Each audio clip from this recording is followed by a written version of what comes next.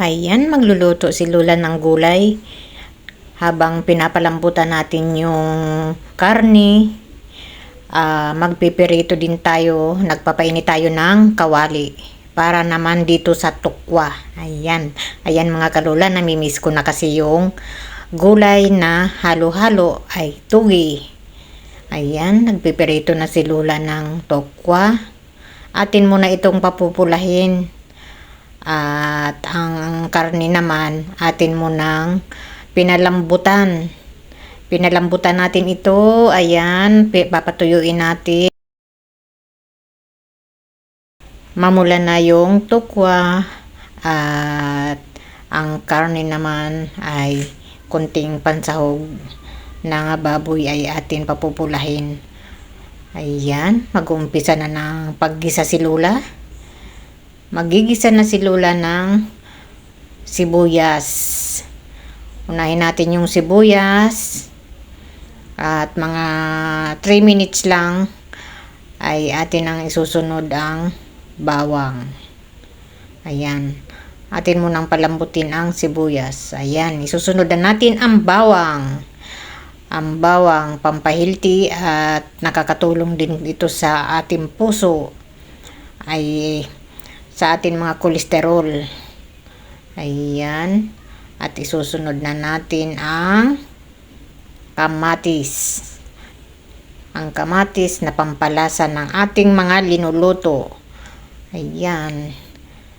Atin munang papulahin ng konti ang bawang at ang sibuyas para lumabas yung amoy at aroma ng ating mga lutuin.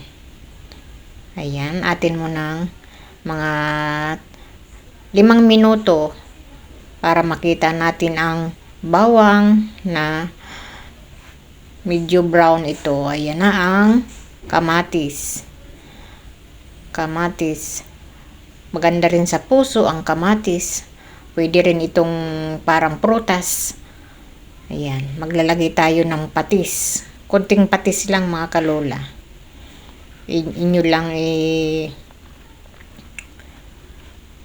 ayan. Gisa-gisa muna. At maglalagay tayo ng Knorr cubes. Pork. Knorr cubes na pork. Ayan. Hindi tayo maglalagay ng bitchin mga kalola. Yun lang yung aking ilalagay. Knorr cubes. Ayan. Atin lang halo-haloin mga kalula. Ayan. Ating durugin ang kamatis. Durugin natin ang mga kamatis kasi mas para lumabas yung aroma at ang kanyang lasa. Ayan. Ayan. Habang tayo ay nagdudurog ng kamatis, maglalagay tayo ng asin. Isang kutsaritang asin lang ating ilalagay mga kalula kasi masama sa kalusugan yung asin. Lagay na natin yung carrots. Lagay na natin yung carrots kasi medyo matigas yung carrots. Kailangan natin ilagay na yung carrots. Ayan. At ating haluin. Haluin para lumambot. Mga 3 minuto lang mga kalola. 3 minutes lang. Ayun, nating halo-haloin ang ating gulay. Ang gulay mga kalola ay napakaganda sa katawan. Napakaganda sa katawan natin.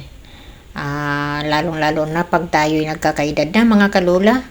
Naku, kailangan natin ng gulay at saka prutas. Ayan. Ayan, ating sinabawan ng konti lang. Kunting-kunti lang mga kalola. Kasi hindi maganda pag masyadong maraming sabaw. Yan, lagay na natin ng sayote at saka kamote. Pagsabayin na natin. Kasi mabilis lang naman maluto yung sayote at saka kamote. Ayan. Atin muna haluin mga kalola. Ayan. Haluin natin at hintayin natin ng mga 4 na minuto lang.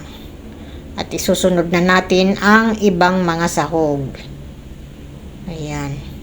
Atin mo nang takpan. Mga 4 na minuto lang yan mga kalola. Ayan. Habang naghihintay tayo, ayan, isunod na naman natin ang tukwa. Halos sabay-sabay na yan mga kalola. At isunod naman natin yung togi.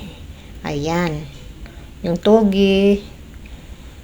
Sunod-sunod na yan mga kalola. Sabay-sabay na yan. Togi tapos repolyo.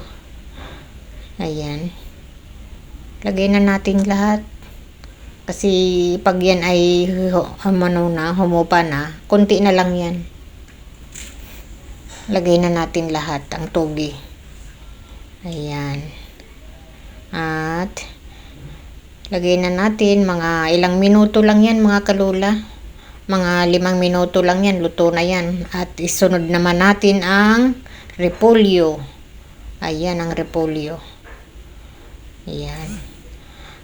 Ang repolyo, ating simutin. Napakaganda mga kalola yung mga gulay sa ating katawan. At namimiss ko talaga yung mga gulay na halo-halo. Ayan. Ayan, haluin lang natin at atin itong takpan. At babalikan natin ng mga ilang minuto lang.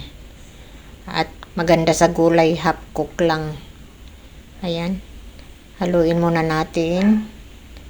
Haluin ng mabuti para yung ilalim ay mapaibabaw, ang ibabaw ay mapailalim.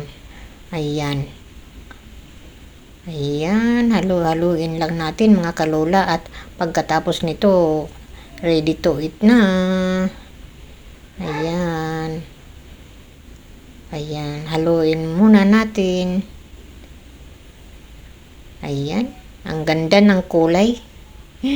Ang ganda ng kulay ng ating gulay. Ayan mga kalola. Healthy yan mga kalola. Ang mga gulay na yan. Ayan. Ayan atin ang binalikan ang gulay natin. At atin ang titikman. Ayan, okay na. Ayan.